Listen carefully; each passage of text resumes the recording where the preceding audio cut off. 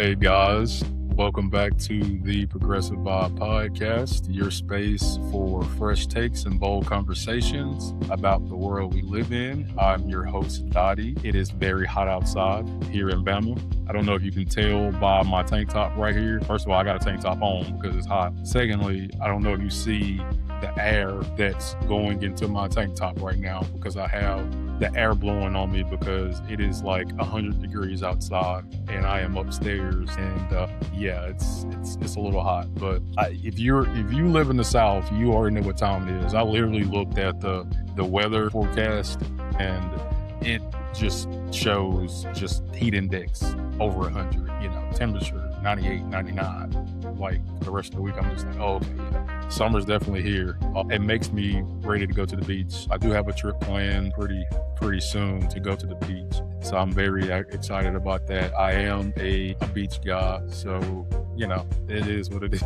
It is what it is. I don't think anybody doesn't like the beach. I mean, I really haven't found anybody that just don't like going to the beach. I could be wrong, but I don't know. It's just something about the sand. I mean, a lot of people don't like the sand in between your toes. I don't mind it, but going on the beach, relaxing, getting a tan. You like the tan, I'm tan enough. I don't need no more sun. So I'm usually up under the umbrella, chilling with my shades on, listening to the ocean, getting some breeze, but yeah, it's just, I don't know. It's a vibe. It's a vibe. No pun intended. But anyway, enough of that. I hope everybody's just doing well. Please like and share the stream. That would be great. I do have a link in the description. It is a link tree that takes you to all of my socials. Please subscribe to those too. If you are feeling friendly, as in, donations, small donations or anything like that, that would be very beneficial to the show. I want to thank the people who have donated personally to the show. I appreciate that. And then the people who, you can do more than just donate to the show. You can do the free way and just share. You know what I mean? I'm not asking for money or anything like that. But again, it is greatly appreciated if you do decide to do that. And so, yeah, guys, I wanted to talk about a powerful trend that's going on. And it's really how independent media is capturing the attention of the new generation. And I just wanted to explore the younger audiences are turning away from corporate news and embracing independent voices that seem to cut through the noise and really just get to the truth. You know what I mean? I really think Americans are starting to shift more from cable news to online news, more independent. And I think it's a reason why it's happening that way. It's because it seems like independent media, I don't know, it just seems like independent media tends to focus on issues that, hit closer to home. It seems to hit closer to home as it relates to housing, racial justice, climate action, topics that the mainstream often sidelines or waters down. And, it's not just edgy for the sake of being edgy. You know what I mean? It fills a gap, and people don't want a both sides narrative when one side is clearly being unjust. And so, I feel like we also have to look at the financial side of it. Big media relies on corporate advertisers, meaning, coverage often has to play nice with the sponsors. So a lot of these, media platforms that cover the news, they have to play, nice to the sponsors that are funding the show. As for independent creators, they are funded by their audience, Patreon, small donations, so they can focus on the truth and not just bottom lines. It's not all about it being a attention grabber.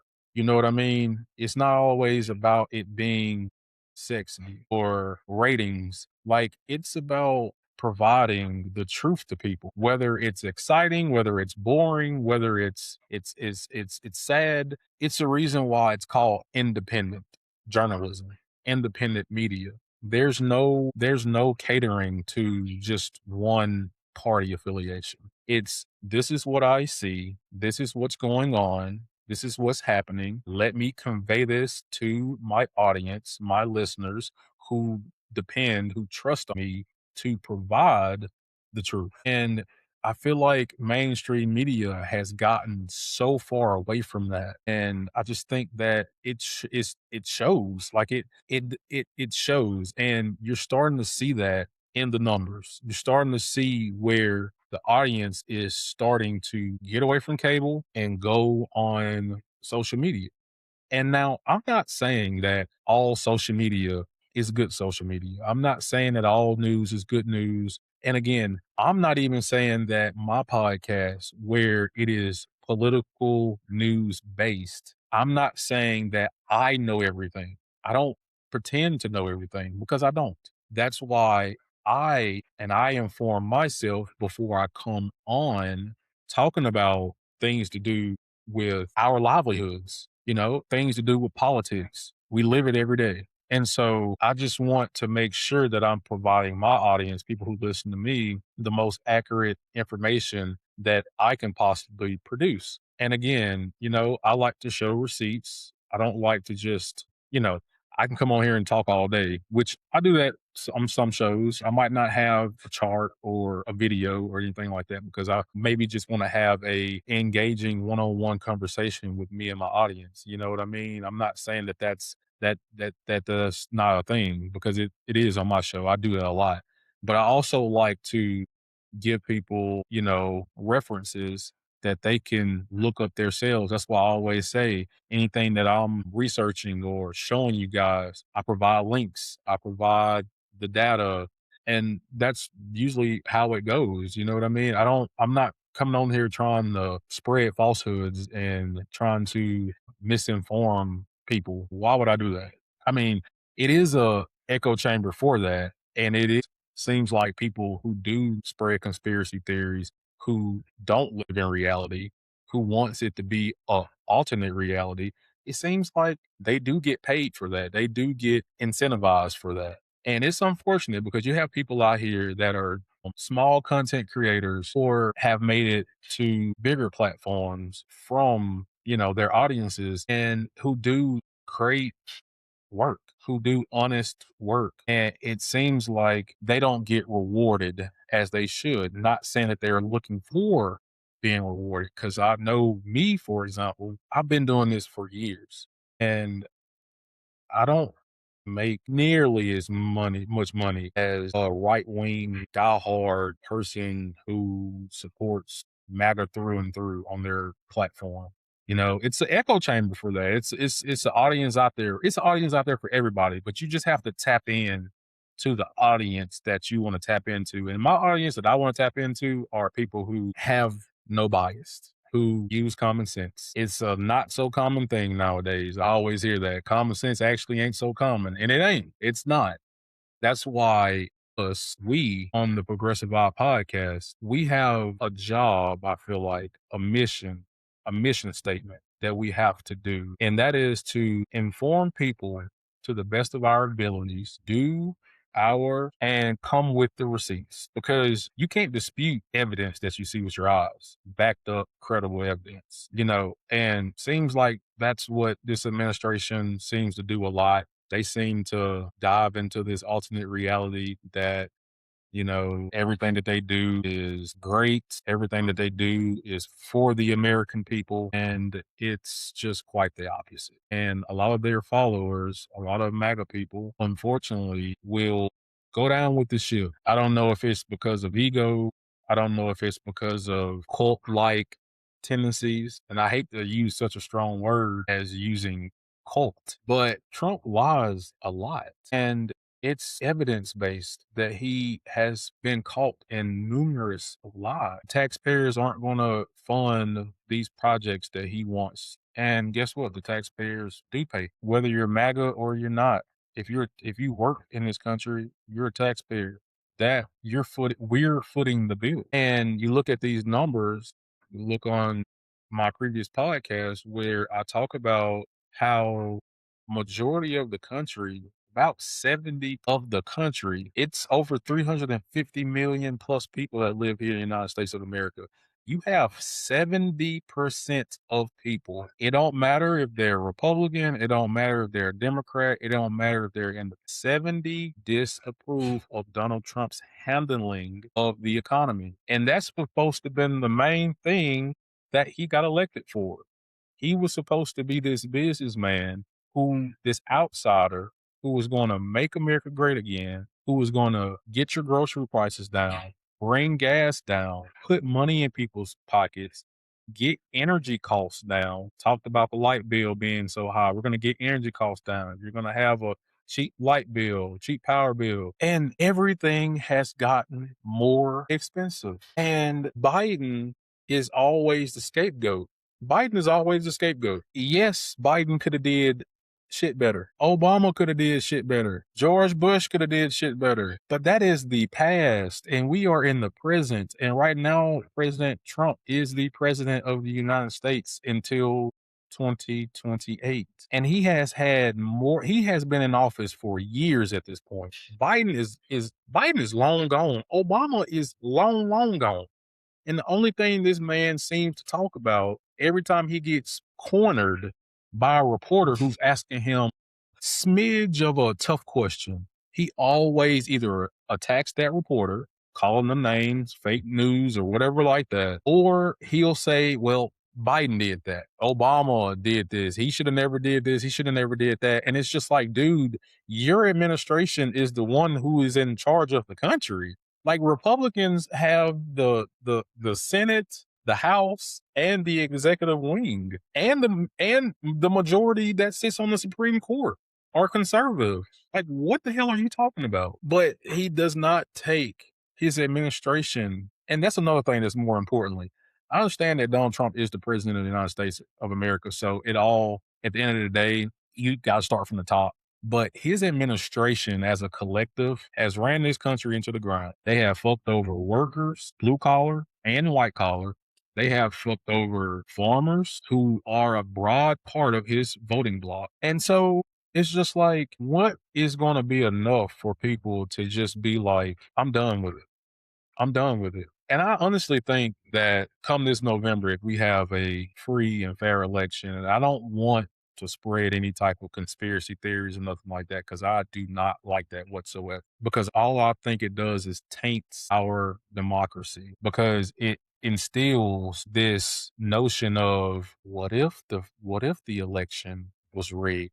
Donald Trump said it was rigged. That's the reason that he lost in and when he lost in, what is it, 2020? But when he won in 2016, it was a free and fair election. When he won in 2024, it was a free and fair election. But the one time when he loses in 2020 against Joe Biden, no, it was rigged. And he doesn't know, or maybe he does. I was going to say he doesn't know how much power his words carry. He's the most powerfulest person in the world. But I think he does. And I think that he knows that his time is coming to an end. I think that he knows that he's a lame duck president. But he is doubling down on trying to ruin this country, like ruin people's livelihoods, not giving a damn about their needs. But yet we always seem to go back to culture war battle. And before I end up showing you guys an article that I thought was really fascinating as it relates to young people, honestly, and older people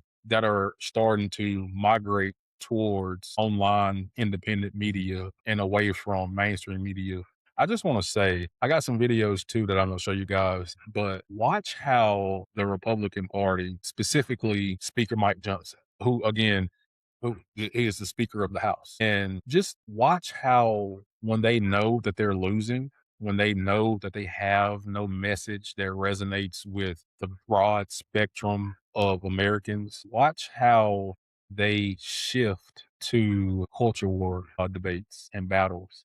Watch how they start talking about trans people. Watch how they start talking about immigrants. Anything to get the attention off of how horrible of a job that they've been doing since they've been in power. I just want people to just see the shift. Now that election time is coming up in November, what is it, like 4 months away?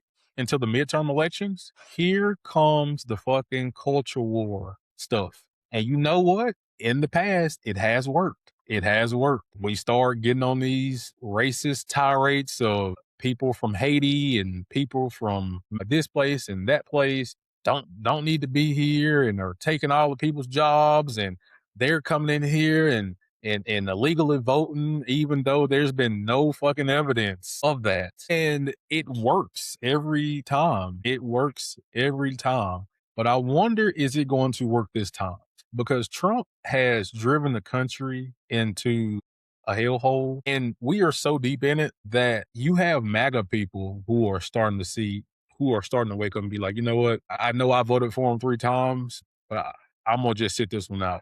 And again, I don't even want I don't want Republicans or Democrats to sit out on voting. I want as many Americans to vote as possible because I truly, in my heart, I feel like the party that has the best messaging and ideas and who are actually going to implement what they are talking about, they're going to win no matter those people that's just going to say, well, you know what? I'm gonna just vote against the opposition because, like, even though the Democrats have better messaging or have the better policy agenda, I'm gonna vote for the Republican because I just can't vote for a Democrat. I just don't think that those type of people are going to outweigh the independents. They are independents out here that vote, and it's a lot of them. And so, even if MAGA has a strong hold over the Republican Party, you are going to need more than people who are just MAGA to win these Congress seats. And so I'm very interested to see as we progress into the coming months up until election time, what is going to be the Republican Party's messaging? Is it just going to be more than likely more culture war crap? I mean, they're already talking about furtherly cutting Social Security. That's not going to help them. That's not going to help their messaging, their party, their platform. Cutting elderly people's Social Security, all so you can get more tax cuts. Like it's literally the same show. It's literally the same show. And as for Democrats, I know people that listen to me are like, oh my gosh, like people who are right leaning. I got people that listen to the show that are a right wing, and that's okay. I mean, that's fine. I got people that listen that's left wing, that's right wing. Good, please. You know what I mean? Like, I'm not saying this in any type of condescending way, but like, thank you for coming here because, like, I'm going to let y'all know that the host of the Progressive Vibe podcast does not swear an allegiance to any. But I tell you what I do. I do listen and do my research on the messaging and the policy proposals and who in those platforms are the main messengers, meaning the people who are out here fighting a good fight, the Congress people who are out here fighting a good fight, who have the track record, who does not take corporate PAC money. So that means that their loyalty lies with their constituency, the American people, and not with large, wealthy corporations. That's what I look for. And so as we turn to the Democratic Party, I want to say we need in the Democratic Party, and when I say we, I mean everybody. Just like we need in the Republican Party, we need Congress people to swear an allegiance not to take corporate PAC money because it insinuates that your loyalty lies not with the American people. You're getting rich and getting contributions from firms that are funding your campaign, possibly giving you these nice, lucrative checks, and you're bought and you're paid for. Now, if we want to have Congress people get grassroots donations, small contributions from everyday people like me and you to help fund their campaign, actual people, corporations aren't people, but actual people who you can get to believe in your message and to give you their hard earned money that they probably don't even have, but the message resonates, it touches their spirit and they believe. And I think also too, a lot of people are energy based. They feed off of energy, off spirituality, and it's a vibe. And again, no pun intended, but it's a vibe thing. And you know when somebody's out here trying to fight the good fight and you follow their track record, regardless of what party that they associate with, is that person actually in contact with the average person today? Especially when you see polling that suggests that people want these programs or want these policies, and it just doesn't seem like any party is listening to them. And so, as I go back to the Democratic Party really quickly before we progress, the Democratic Party needs new leadership. There is a status quo leadership that is in power that is controlling the Democratic Party that needs to go. And I'm very hopeful that there are more like minded, progressive minded people, young. You don't necessarily have to be young. Your mindset can be of that, like a Bernie Sanders, like a Elizabeth Warren. And you can see how they're progressed forward. Their messaging does not waver. They have stuck to their guns. And I think we need like a Mondani, perfect example. Mayor of New York, young, charismatic, in touch with the people. And you actually see that. You don't get like, oh, this guy's like faking it to make it. No, I think Mondani's like a real genuine person, a real genuine New Yorker, likes basketball like the Knicks. And he's proposing policies that are going to help the average New Yorker because costs are high. So guess what? He's making policies, proposing policies, creating policies that are targeting those areas, doing stuff that his constituency asked, voted him in there for. He's actually doing that. And he's actually penetrating through all of the culture war noise, all the divisiveness. He's keeping his eye on the prize. He's looking at the bigger picture. We need that more in the Democratic Party and the Republican. We need to get back to a brand of politics that does not have constantly culture war after culture war after culture war. It gets exhausting. And so I wanted to do this real quick. I wanted to take a quick break and I wanted to get this advertisement in from this awesome sponsor. So we will be back, guys. What's up, Vibers? We have an awesome sponsor for today's episode, Board and Social Company, creating custom charcuterie boards, grazing tables, and elevated spreads for events, parties, and date nights and more. Every board is handcrafted with fresh ingredients and designed to bring people together in a more fun and memorable way. You can check out their work and place an order by following them on Instagram at Board and Social Company and on Facebook at Board and Social Company. Thank you for the awesome sponsor. Check them out, guys. Okay, we're back. So I wanted to go back to the independent media versus the corporate media aspect and how upcoming generations and just the broader American audience is seeming to transition to online independent media. And so I wanted to talk about the numbers a little bit. According to recent surveys, over about 60% of Gen Z and millennials now consume their news from independent online platforms. Think of YouTube creators. I'm on YouTube, independent podcast. This is an independent podcast, doing like digital newsletters. And more importantly, why is that happening? I really do think it's because these platforms feel more authentic. I do think that they skip the corporate filters and don't have the same commercial pressures as mainstream media networks. So basically, we don't have sponsors that are saying, hey, look, like keep it at a minimum. Don't go too far into this now. You still got to collect this pay. So we going to tell you how far to go. Like online media is a product of the people, their audience, and they are usually funded by their audience. And so the truth feels like it's going to get out in a more easier fashion, a more common sense fashion. Hey, look, guys, this is what's going on. No BS. This is what's happening. And it feels more authentic. It doesn't feel robotic like when you turn on other corporate media news.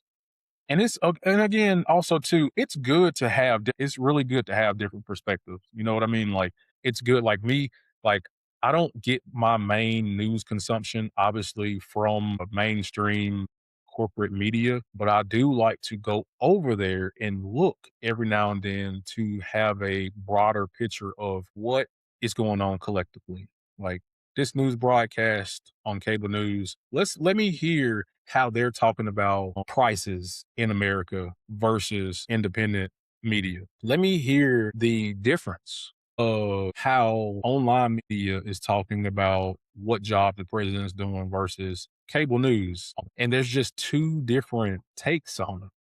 And you don't have to be a genius to see it. It's just obvious. It doesn't matter if it's CNN, it doesn't matter if it's Fox News.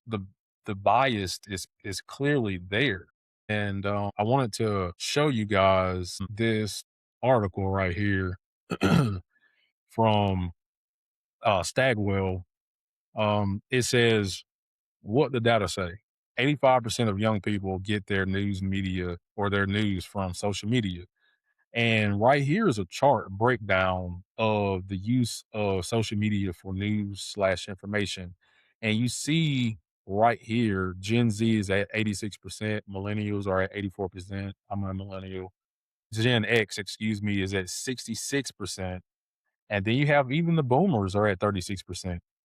And if you go down right here, this is a breakdown of it through party affiliation. So GOP is at 71%, the Democratic Party or the Democrats are at 67%, and the independents are at 61%.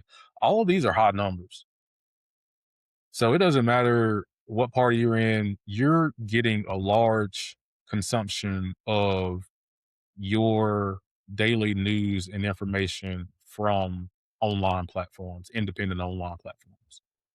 Um, Top social media platforms for news, you got YouTube, Facebook, Instagram, podcast at 40%, TikTok at 38%, AI agents. Ugh, that's a little that number scares me because obviously we know how powerful AI is and how AI can also not be correct information.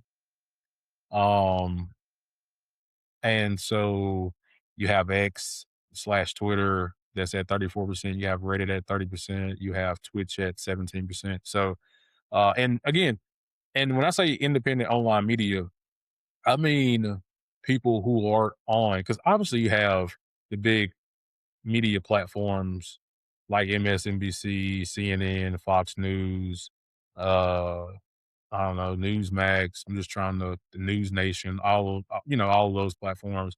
They're also on social media platforms too. So obviously, it's not just independent online media that's just on those. The corporate wing of media are on these social media platforms too. And so, you know, to go down, I'm not going to read all of this. I will link this in the description so you guys can look at it. But it's not too long. It says social media is today's top news source. Americans are leaning away from traditional news outlets in favor of new and social media, according to the latest Harris poll research. And for the people, for the Republicans that are listening to the podcast right now, the Harris poll research is not Kamala Harris, guys. It does not mean that it's Kamala. Calm down. Calm down. Okay, so it says 66% of Americans stay up to date on the news, up to 6 points. From 2023. So it's been a 6 point increase since 2023. The most trusted news source today are friends and family at 86%, local TV at 72%, and local newspapers slash websites at 70%. So what this says to me is this is what I always say. You like this show, if you think what I do is legit and you like my podcast and you like what the show entails, things like that, that's why a lot of content creators always say please like and share the stream or the video or the podcast or whatever because it gets more ears and eyeballs on what you're producing. And so the most trusted news sources today are friends and family. And so just think about it, guys. Like, think about how you have just different independent news podcasts like this right here, like our platform. And people who are trying to actually do truthful, impactful messaging towards their audience. If you have thousands, hundreds of thousands of those small content creators having their audience to share it to other people, it's going to travel and it's going to be like a fire. It's going to spread in a good way. Because that the most, I think the best way to reach people is through common sense, truthful messaging as it relates to politics, because politics is such a touchy subject and it turns people off um quite frequently because either they just don't think that anything's going to happen, their life is not going to materialistically change for the better, um things like that. But if you can get people to listen and share, and that person that might not necessarily listen to podcasts see that their friend is listening to that particular independent news platform that's actually trying to do good out here for people, for the American people, then it can change the trajectory of their thought process as it relates to politics. And that is my mission statement here at the Progressive Vibe Podcast. I'm not telling you to vote a certain way, but I am telling you to look at the evidence that I'm showing you. I am telling you to use critical thinking. I am telling you to use your own independent thought. I am asking you, since President Trump has been in office, has your life gotten better or worse? That shouldn't be a partisan thing. It's just a question that I'm asking. And then I will lay down foundation of information, and that's up to the viewer to decide on whether he's helping, he's not, has my life conditions gotten better or worse. The most trusted news sources today are friends and family. I just thought, and it's higher than local TV, which I think is so telling because yes, people rely on people who they trust. And right now, the news media, just in general, it's just so overwhelming and so much that people really don't know what to honestly believe in unless it's somebody who they personally know or love, which I understand. And it sucks when you have a commander in chief that dives into this conspiracy theory that the elections are rigged.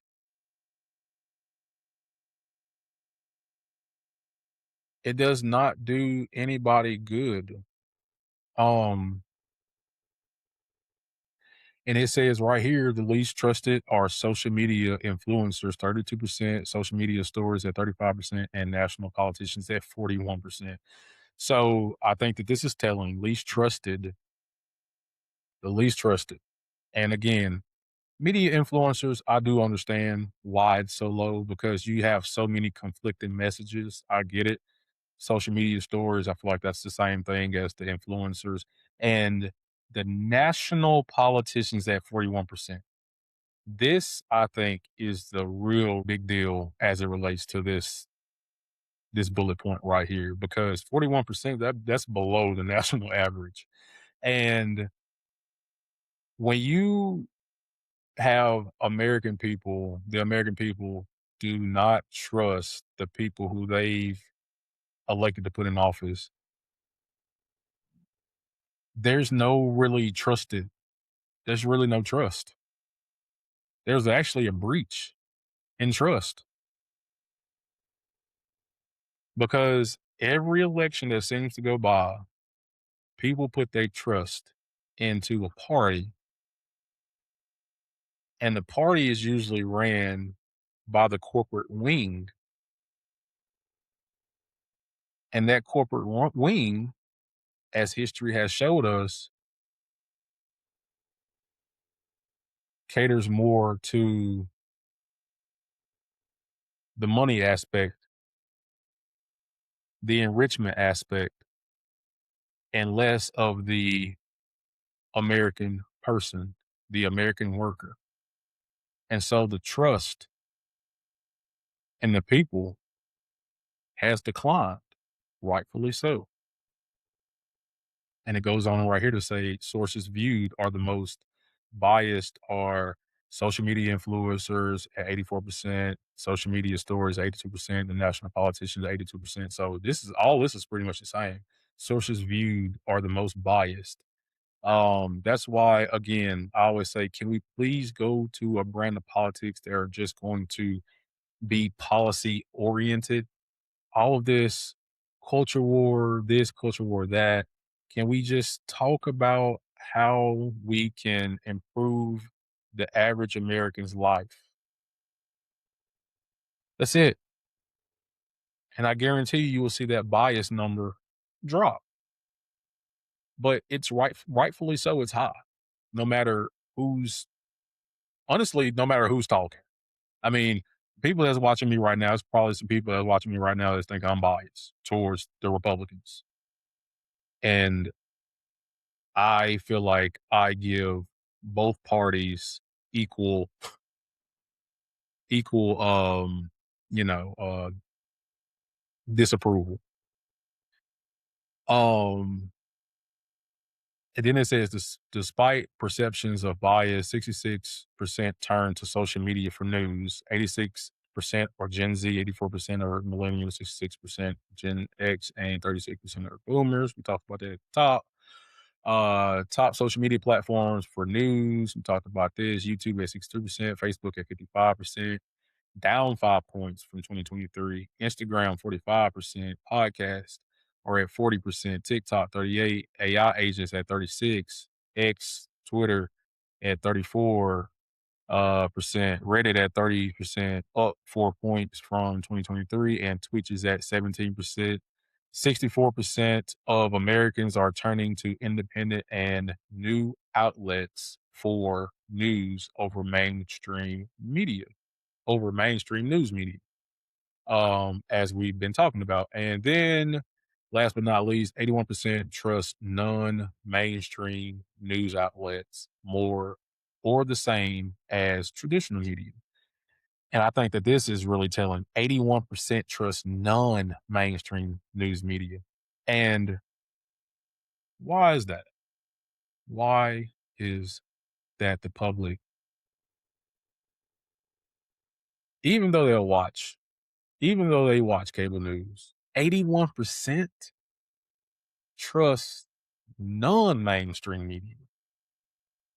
And I think that that is such a divine point because this should show really how much power that the viewer, that the average person holds. And I don't want to come on here and make people think that average is bad because I always use average American to average person. And the reason I use that is because um majority of us have a 9 to 5 job. Majority of us are not wealthy. Majority of us are not athletes or paid athletes. Um paid actors, um, you know, paid musicians, um, things like that. We see people on TV all the time that we might maybe idolize or look up to. Um, I got sport people that I look up to. LeBron's my favorite basketball player. I know I'm gonna probably catch some flack saying that LeBron's my favorite basketball player, but I mean, it is what it is. You can't deny the records that he has set. You can't deny the records and you cannot deny the longevity of his career. That's what you can't take away from him. But anyway, Um,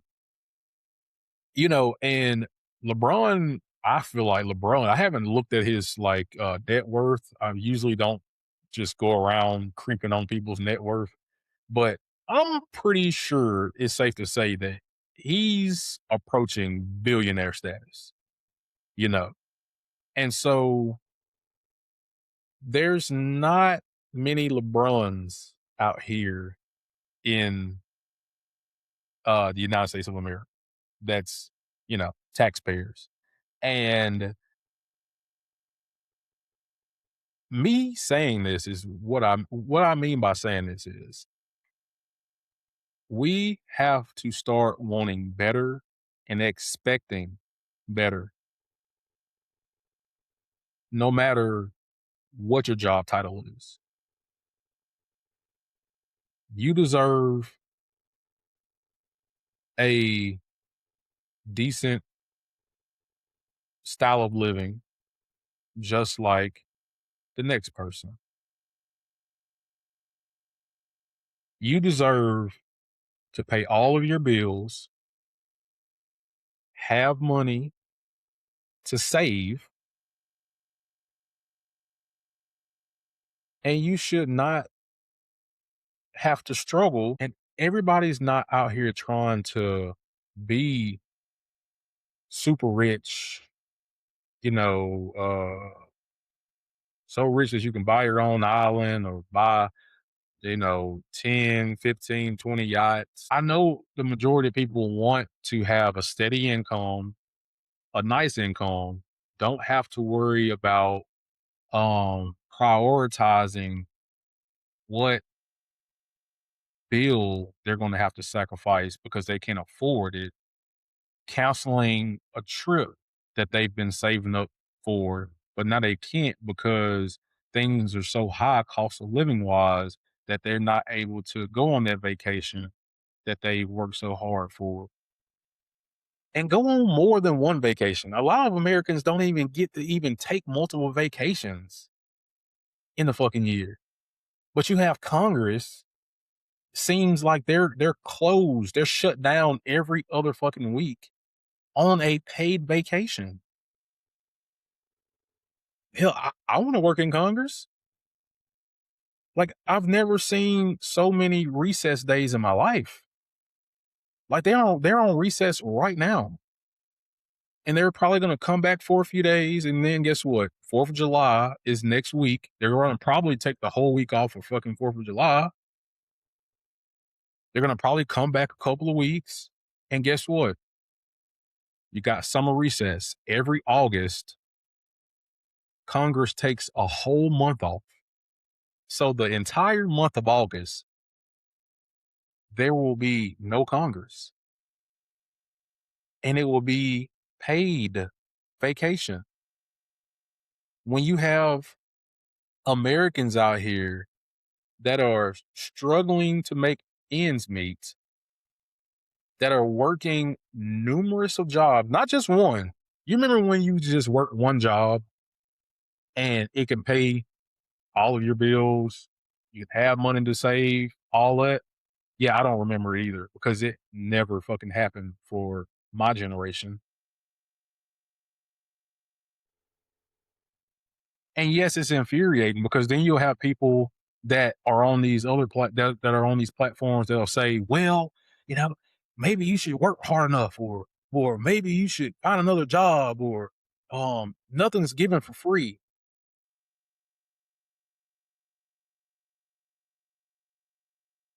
And I just think that it's just so disingenuous. I think it's so selfish that we, the average worker, give our livelihood to these corporations for us to penny pinch every fucking month when it comes down to rent. If you're lucky enough to fucking have a mortgage in this economy, insurance, car note, hospital expenses, groceries, gas, extracurricular activities that you probably can't do because you're fucking broke now because you gave all your hard-earned money back into the system, a system who does not give that same energy back. That system that does not give a fuck about you. And then we go out here and we get distracted and we start getting into these arguments because you're not on the same political side that I'm on. And what you need to be doing is holding the person who you elected to that office, who has now sold out their constituency, who's now profiting off of that position that they hold that the American people elected them in. That's who you need to be putting your energy into, not putting it on the random person out here that's a liberal or the random person that's out here that's a MAGA. I just like, can we please put our attention to the elected officials that actually have the power to do something? And if we want to criticize them, let's do that. But but you hopping on, and I'm just using this as an example, you hopping in my chat talking about you're biased. The Democrats are the one to blame. I just think that it's so narrow minded. It's so fucking narrow minded.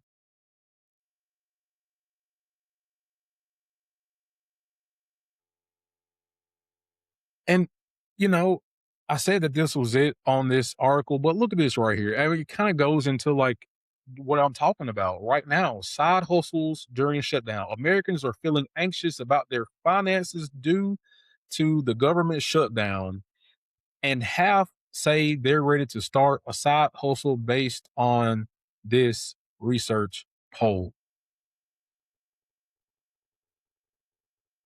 61% of American adults and 76% of federal government employees are concerned about the impact the government shutdown will have on their personal finances.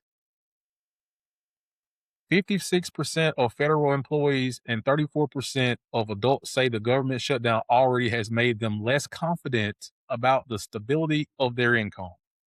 71% are concerned about the potential impact on small businesses, and 64% are concerned about the potential impact on consumer spending.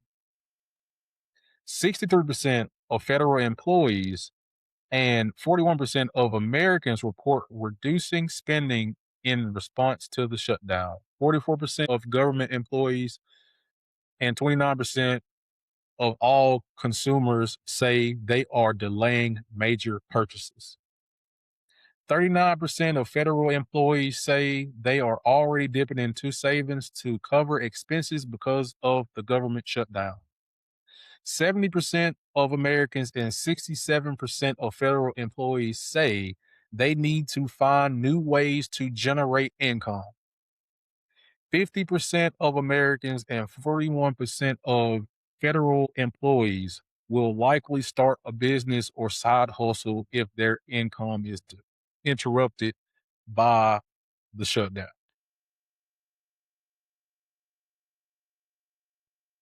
The president of the United States talking about he's not concerned about people's living conditions. He's concerned about finishing the job, finishing this disastrous, provoked war that the United States and Israel started with Iran. You got him throwing UFC fights on his birthday at the White House, taxpayer money. You got him doing this stupid ass remodeling of the reflecting pool in Washington, D.C. Guess what? It cost the taxpayers money to get them to fix that problem, which it was nothing wrong with the reflecting pool to begin with.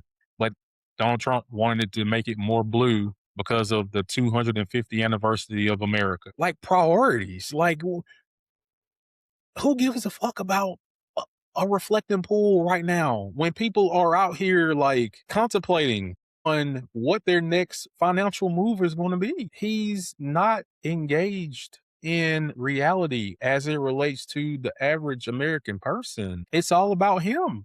I mean, and I'm not trying to be divisive when I say this, but like you can clearly look at numerous of videos of Donald Trump in the White House with cameras on and reporters asking him questions as it relates to the economy and cost of living. He don't give a damn. He started talking about his projects that he wants, stuff that he wants to be built for him, arches and ballrooms, and trying to give money, reparations to January 6th insurrectionists. Like, is this mic on? Can anybody hear me right now? Am I just talking into like a black hole? Because sometimes it feels like that. It's just so, sometimes I just don't, I really just don't understand sometimes. I really, really, truly don't. So I wanted to share this video of J.R. Jackson, one of my favorite people to listen to get my news from. I will say that JR is a friend, not saying that he's like a personal friend. Like we don't keep in contact like that, but he is definitely a friend. We have chatted a time or two just via social media. Very cool guy, down to earth. And he talks about different aspects of what's going on right now in the government and as it relates to the Republican Party scrambling right now, trying to find anything to grasp on to deflect from the fuck ups that they are doing right now. And it is just fascinating to watch. And President Trump is talking about, like I said, just dudes just living in a different reality. And so I wanted to pivot to a critical moment. It is about a bipartisan bill. It was a bipartisan housing bill that just passed the House with huge support, but President Trump refused to sign it, demanding that Congress first pass the Save America Act. And this bill is a blatant move to let Republicans gerrymander districts, ensuring they hold power even if the Democrats sweep in November. If that happens, Trump agenda, what little of it was, it stops. It stops cold. Whatever his agenda was, I don't even think he has an agenda at this point, outside of just like trying to find ways to make money for him and his family, his rich buddies, I guess. So again, he's refusing to sign the bill because he's demanding that Congress pass this voter gerrymandering bill. And so let's be real. Let's be real. Many Americans see this for what it is, and this is a desperate power grab.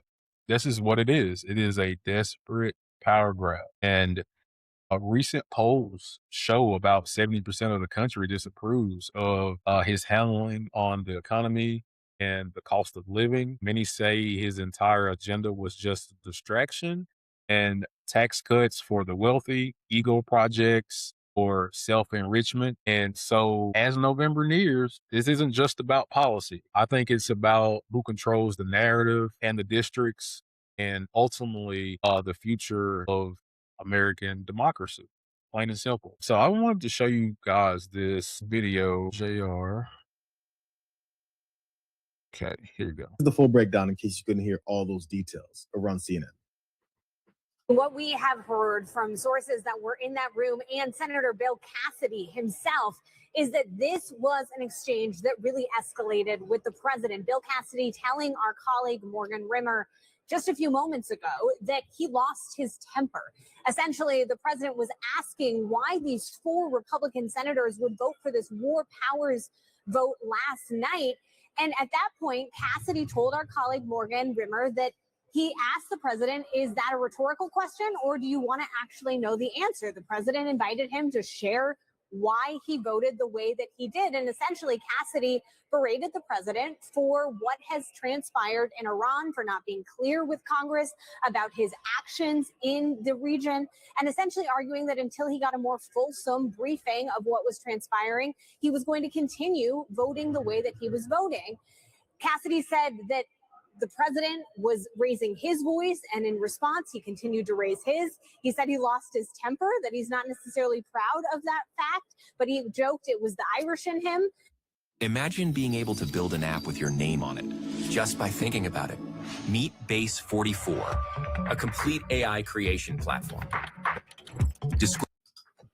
Man, these are some of the most milquetoast, sorry sons of bitches ever. All these guys that are running our government, from legislative, obviously, to these, fascists in the White House. There's all these weird things they have to say. Why do you have to apologize for getting mad at somebody? I mean, when they claim everyone else is mad all the time, but you have to apologize for getting mad at someone for continuing to screw you over. Don't forget, the only reason Bill Cassidy is now fighting with Donald Trump, partially, he's asking the right questions, is because Donald Trump endorsed his opponent in Louisiana, and he got his ass kicked in the primary. Now suddenly he's got guts. I don't want people to forget that. And as he went on this, I guess impromptu media tour, because all reporters wanted to know his side of the story, he gave an extended back and forth Q&A with several of them as he walked up some stairs. Interrupted me. I didn't care to be interrupted. I felt like I was trying to get answers for the American people. And I'm not going to be bullied when I'm trying to get answers for the American people. And so it escalated from there. At some point, it de-escalated. We're told the president called you a lunatic? Can I imagine if the president called me things that would be said on the playground? Yeah, I can imagine that. And I mean, do you believe that this is the way the president should be conducting himself in a meeting with colleagues? I'll let the president's actions speak for themselves. Did you refer to him? We're hearing reports that you referred to him as brother at one point, and there was that sort of contentious. I don't think that's really important to the story. And I mean, I'm sure I know the answer to this, but you don't regret at all your vote for the War Powers resolution yesterday. Zero. As I said, and I've said before, that once I start getting answers, I can change my vote. But I feel like there's answers that need to be given, and they've not been given. So my thing is with this is Bill Cassidy just lost his reelection. Bill Cassidy is from the great state of Louisiana, and he's just lost his reelection. So now that he's not, I don't know, tied in corporate corruption anymore, now he feels compelled to actually press the president, disagree with the president. The whole time the dude was agreeing with him while he was in power, but now that his seat of power got compromised and he lost his election because Donald Trump came out against him because he didn't like him, and he picked, I can't think of the guy who just dethroned Bill Cassidy, but Trump endorsed that guy because he didn't like Bill Cassidy, even though Bill Cassidy was in line with the president. But if you take one step out of line with Donald Trump, he go cast you all the way to the side. He go throw you all the way up under the bus. And that's what he did to Bill Cassidy. And so now Bill Cassidy is just, he has seen the light. Now he has had a back and forth with the president. And he got into a shouting match, and he wants to show the American people that he's fighting the good fight. And I just think it's all a facade. I just think it's just all put on. I think it's fake. And I'm glad, though, that he is now speaking truth to power. But where is this energy when you are in power? That's what I want to know. Have you guys seen that trend when something's obviously wrong? And if the president's in your particular party, whether it's the Democrat or Republican, if the president is clearly wrong,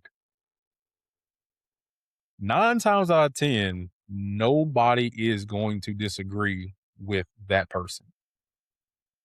Nobody, unless they lose their seat.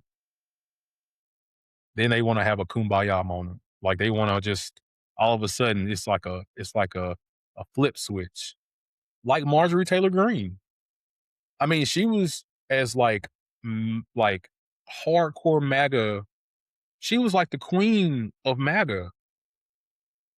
And now she sounds like a damn Democrat.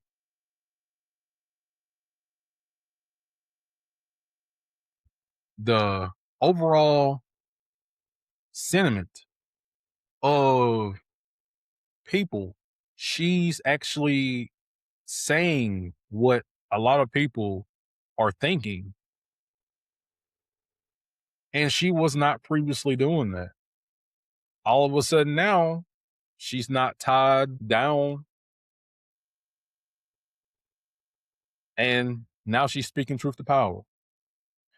Welcome aboard, I guess. You know what I mean? Like, I'm glad that she's coming out actually saying this, but at the same time, too, where was this energy when you were in power? Now, again, I have to show her grace in some aspects because she was one of the people, the only Republicans, who actually voted for the Epstein files to be released for justice for the women. I will give her that. She did go down a different path with that. But as it relates to Donald Trump's agenda, she was in lockstep. But now that Donald Trump called her a traitor to the country and you know, Marjorie Taylor Greene's son apparently and her have been getting death threats and stuff like that. She said she called the president up. President didn't express no remorse. That's her words, not mine. And you know, so I guess now it's just like, okay, well, fuck you. I'm gonna just tell it like it is. We need that before this type of stuff transpires, before you actually be on the right side of history. We need you to just be on the right side of history. All of y'all politicians.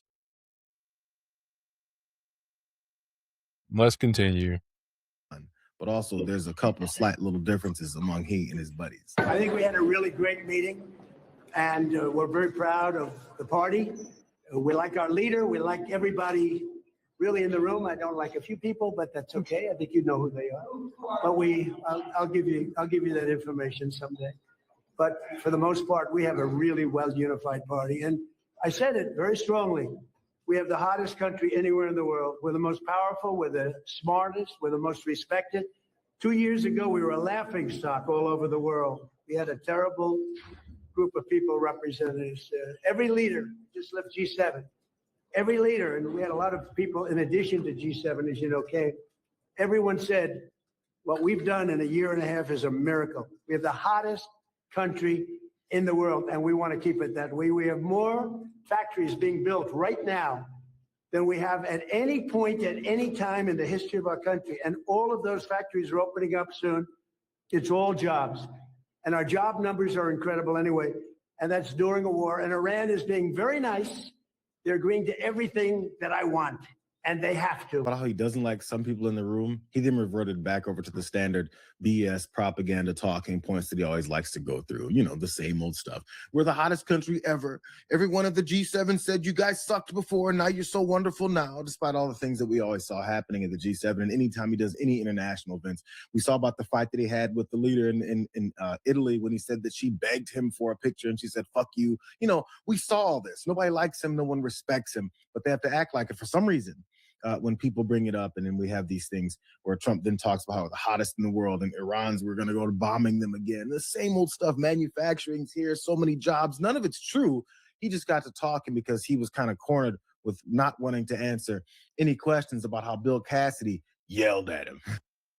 And see, that's the thing. I talked about it earlier in the show. When these politicians get backed into a corner, it's like almost like their brain cannot compute. And they just start rehearsing the same old ass talking points. And that's what Donald Trump seems to do. He says the United States is the hottest country and everybody wants to be the United States and Iran is doing exactly what I want them to do.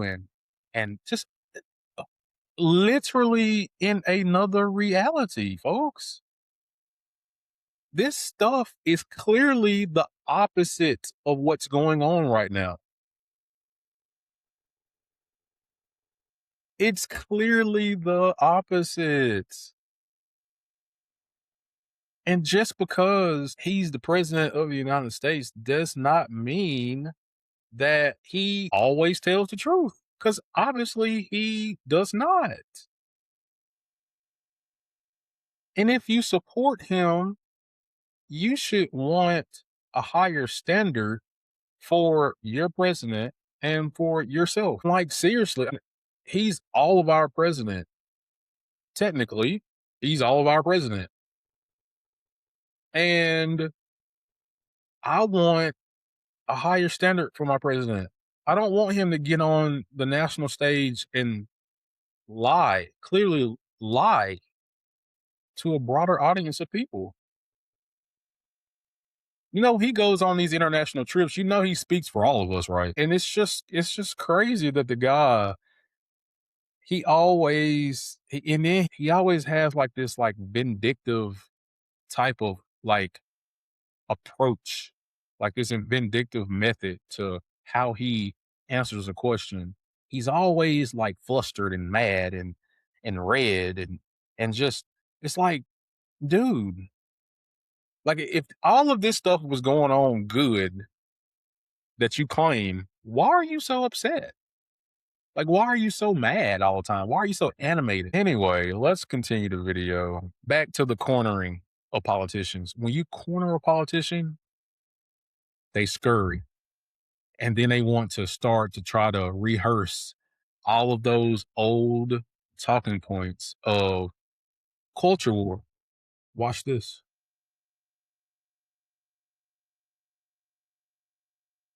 They end up talking about the War Powers Resolution vote.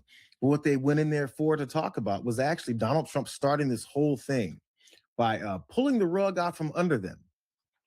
They were just about to sign a housing bill, a bipartisan housing bill that was supposedly supposed to make things more affordable. Man, they were ready to effing celebrate. It was crazy. So let's see what happened. In the process of this press conference, President Trump announced that he is canceling the bill signing for the housing bill that you all were just talking about. He said he's canceling it until the SAVE Act is passed. My reaction is, truth of the matter, I spoke to the president for 20 minutes before I went in and gave that rousing speech to the House Republicans this morning. He and I've talked about this a lot. He has expressed the priority and the preference of the Save America Act. We share that. We passed it 3 times in the House. The latest version was passed a few months ago, and it has proof of citizenship to register to vote and the proof of showing a photo ID when you show up to vote. Basic issues that 90% of Americans agree. 70% of Democrats think you ought to have a photo ID to vote, and citizenship to vote in an American election is already in the law.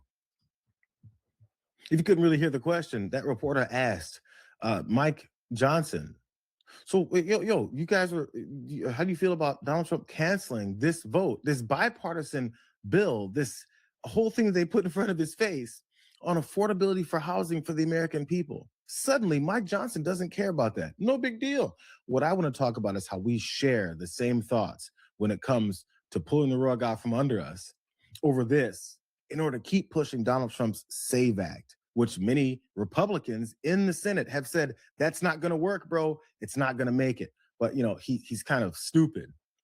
And he wants all rules broken, everything changed just for his crybaby ass. And there's a reason why he does it. Mike Johnson jumps right behind him and does the same thing. So he's got to answer questions. This must have been as he was on his way out of town, since the Congress has taken off for 2 weeks. They asked him more questions. Issues, including this one inside. I would call it blindside. It's been saying consistently for months that the Save America Act is the top priority. I talked to him about it this morning, an hour before he made that announcement. I convinced him that I thought the House was his priorities and good policy. I need to tell him to go through with him the great policies and the changes we made from the original Senate bill, which was not a great product, what finally passed is. But isn't this unhelpful? I think it'll delay the sign, but I think we get it done. A quick fact check. They were blindsided. In fact, a stage had already been set up at the Capitol for the bill signing. They had a stage, they had chairs set up, they had the bill ready to go. But it wasn't blindsiding. That's according to Moses Mike Johnson. He wasn't blindsided at all, except for the fact that they were ready to celebrate. Were you prepared for it? Or were you just saying, yeah, you can take it or leave it? We weren't going to come out and talk about how we actually care about affordability because we're watching the American, the polling that's happening surrounding Donald Trump and therefore the rest of this MAGA Republican Party in the toilet. And we're trying to give some kind of news to act like we give a damn. And he blew that up too. He destroys negotiations internationally and domestically. This guy is like efficient with fucking things up, isn't he? Let me give you guys one more piece of evidence as to how they were completely blindsided by this. Hey, this is Representative French Hill. He was talking as they were boasting about their upcoming signing of this housing bill, how great and wonderful it is. He didn't realize as he's talking, Donald Trump was posting middle fingers. Off in New York or somewhere. It's a legitimate issue. And Tim Scott and I found a way to put that into law that, in our view, meets the president's test, but absolutely will not reduce capital flowing into housing, which has been my top goal. Lower the cost of housing, make it more affordable, more accessible, encourage the banks to lend more that have been shut down since the global financial crisis in 2008. And this bill does that. And so I'm proud of the work that both chambers struggled through. For those of you who cover this every day, you know the back and forth between the House and Senate. But it's a successful today, and I'm proud of the work of the House and Senate to get people to yes. And so I yield back. Hey, during that whole time, I saw Mike Johnson nodding with him. Like, that's right. It's a great bill.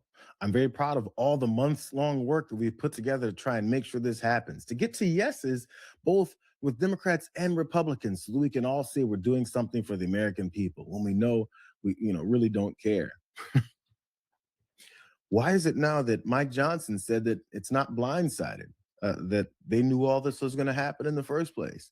That in fact, they're on board with Donald Trump undercutting all of the work that they were doing to try and get one thing done before they go on vacation again. It's almost like these guys are a whole bunch of liars, and you shouldn't believe anything that they say. And that, anytime Donald Trump tugs at their leash, they're going to yield. They're going to jump right back under his ass cheeks because that's what they do.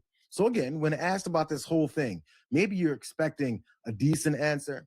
Maybe you're expecting him to come with some kind of thoughtful reasoning as to why he's on board with this. That is pulling the rug out from under his own party. Do you see in real time what's going on right now with the Republican Party? I mean, they had a bipartisan bill, very rare nowadays, and it had to actually do with making housing more affordable.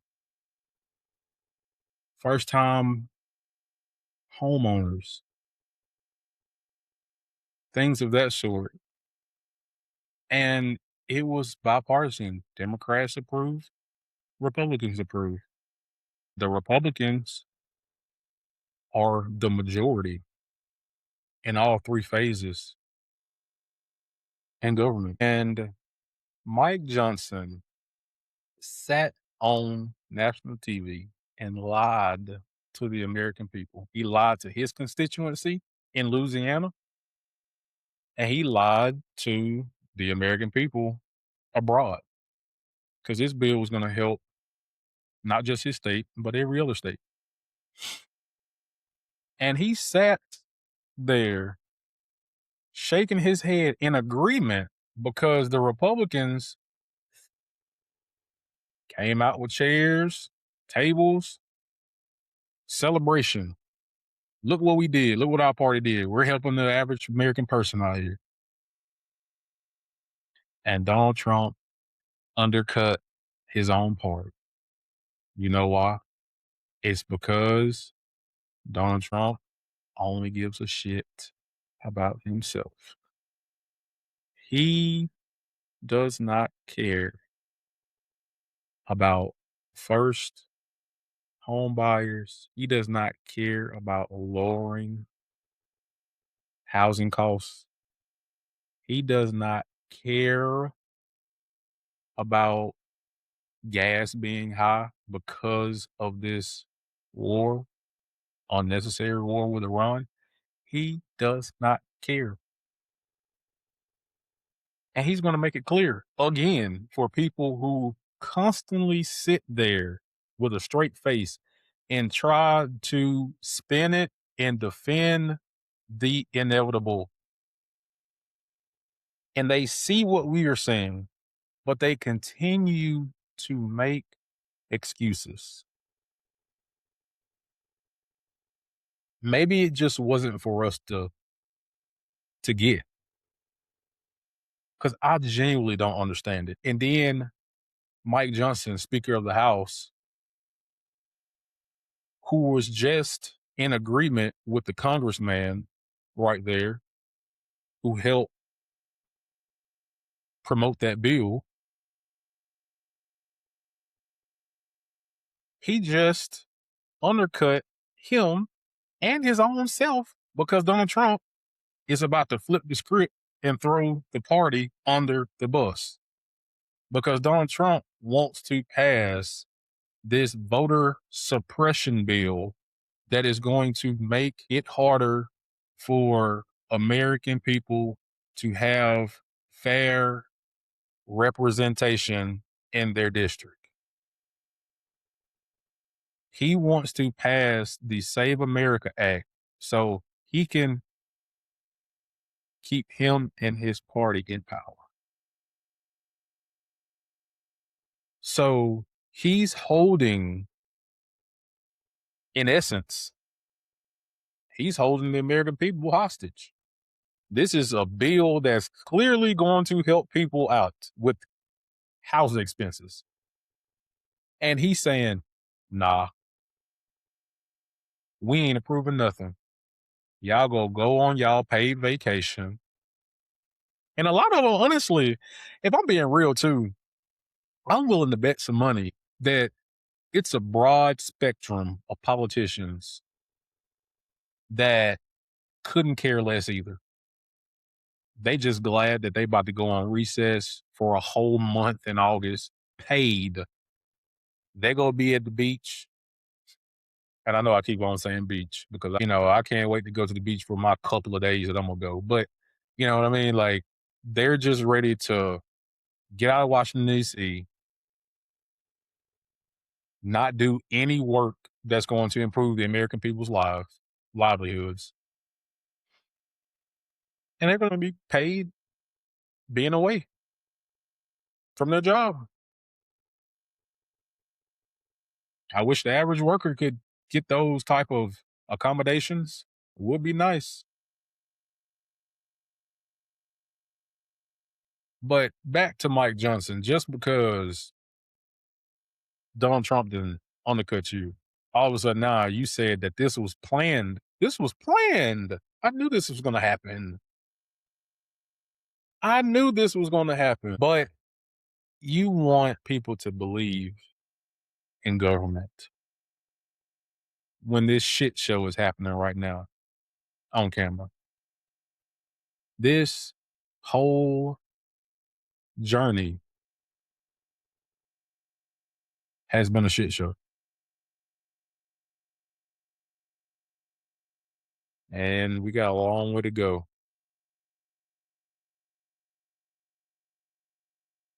For his Save Act, because he's afraid of getting his ass kicked? Here's the genius answer. About what? In the housing bill that you didn't sign today. No, I said I'm not signing the housing bill. I want to see what happens. We said, look, the housing bill is housing. I made billions of dollars with housing. I know housing better than anybody, maybe. Did you just see Trump got a way of saying the quiet parts out loud? I got to give him respect though. He will tell you what's on his damn mind, even if it obviously jeopardizes himself and his party. He just said, oh, I made billions of dollars off of housing. So you automatically know, just because you have made billions of dollars in the real estate industry, which is a whole nother conversation for another day. So this private industry, you make billions of dollars off of. So you automatically know what's good for the American people as it relates to cost of living. You see that that his mind is always centered around profit, profit, profit, profit. And to me, this is what the Republican Party has been for, I don't know how long. Profit, profit, profit. I will say this right here. The Democrats do it as well, but the Republican Party is more direct with them saying, hey, we're going to cut taxes for the wealthiest people in the country. Because Republican Party's message is rich people know what's best for the bottom 85, 90% of Americans who are literally the backbone of America. If the 85 to 90% was to hold a general strike or was to say, yeah, fuck it, the stock market would crash, the economy would crash. But rich people who hold power, they think that they know all when they have it all. Crazy how that work on. Anywhere. It's all about the interest rate. Lower the interest rates, you can have all the housing you want. But you have to understand, I don't want to hurt people that own houses too. These people, for the first time in their lives, they have valuable houses. They become rich. I don't want to hurt them either. Sir, What you want to do is what good for everyone? Get the interest rates down. So one track mind, Donald Trump is still on interest rates. I made billions, not knowing what the hell I'm doing. I made billions stealing from the American people for the past year and a half. What do you want me to do? Do something on the up and up? All I do is, criminal activity, and then everyone just, ignores it for me. Interest rates. That's all it takes is interest rates. I feel like he didn't know what was in that bill. I feel like he also didn't care what was in that bill. All he saw was leverage. And he goes, oh, it's something that they want. Now I know I can go ahead and try and flex my power of them and not do it. And then they'll do everything that I want. And again, like I keep saying, the reason he does that is because they answer by doing everything that he wants, destroying their chances, then wondering why their chances are destroyed. And then they have to all revert back to what is it he's going to revert back to. Trying to rig the elections, sending out a bunch of folks to intimidate people at the elections, eliminating mail-in voting, doing all these things because his policies and his agenda suck. And everyone knows that. I mean, couldn't have said it better myself, to be honest. I could not have said it better myself. And on that note, I want to just wrap it up. We've been live for an hour and 42 minutes. I've been talking. I said the last episode, I think I was like, maybe a 2-hour episode another day. This has been the 2-hour episode, guys. So you're welcome. I'm pretty sure with edits and stuff like that, it's gonna knock it down some. But it was a lot today. I hope that I gave you guys just credible, straightforward information. I mean, what we're watching right now is going to be talked about in the history books for ages. And, it's just fascinating to just see that we never expect better for ourselves. Like, we never expect that things can get better in society for everybody. It's just like one of those things that people just don't want to cope with. Like, no, it can't happen. It can't happen. But something's telling me this go round, I think it's a change coming. I really, really do. I think it's a change coming. I think that everything is going to take time, but I think people really are starting to wake up to the mishaps, the corruption, the lies, the conspiracies. And it's easy when things in society are so dark and just doesn't seem like anything's going to get better. It makes us vulnerable to those type of things, those negative type of things. And we start capitulating and we stop really doing any type of research with as it relates to, you know, news that's concerning Americans, the world. And I really do think that people, again, are starting to wake up to what's been taking place. And it's been going on for a long time. It's been going on through Democratic administrations, it's been going on through Republican administrations. And I want people to know that just because it's a certain party that's in charge does not mean that the American people need to waver on the expectations. That's what I want people to understand. Never waver on your expectations that you have. Never waver on the power that your voice, that your vote carries. And just to put a bow on all this, that's why I thought talking about small content creators is so important, because I think that we collectively, enough of us have the power to move, to progress the country forward. The people who we elect obviously plays a role in it, but I do think the outsiders, the people that's not on the inside, the people that's on the outside that are usually boots on the ground, we live this shit every day. And who not better to know our struggles like us, what we need to do to fix it, how the conversations that evolve around it, organizing, being constructive. I just want to take a moment to let that process, because we have the power. We have the numbers and we have the power, but we have to wield it in such a way that it's going to penetrate that mindset. We have to do it in a way that's going to capture that attention that we need to these urgent matters that we're talking about. It's not just numbers. It's not just charts. It's not just videos. This is hardcore evidence in real time, what people are experiencing in their daily lives. So again, hope you guys like the show. I will be editing this, throwing it up on YouTube, on social media. Once again, please like the video, subscribe to the channel, share it, friends, family, people you don't know. I always say keep fighting a good fight, have more people to come here and vibe with us. I couldn't do it without the awesome TP Vibe listeners of the show. And again, hopefully I have this very important interview that's coming up on the Progressive Vibe podcast very soon in the month of July with Tiffany Muller. I hope I'm pronouncing her last name right. I don't know if it's Mueller or Muller. I think it's Muller. And I think it's going to be a very fascinating, intriguing, very informative conversation that I think that we need to get more of an understanding about. And we have somebody who has a direct role into making change for the better.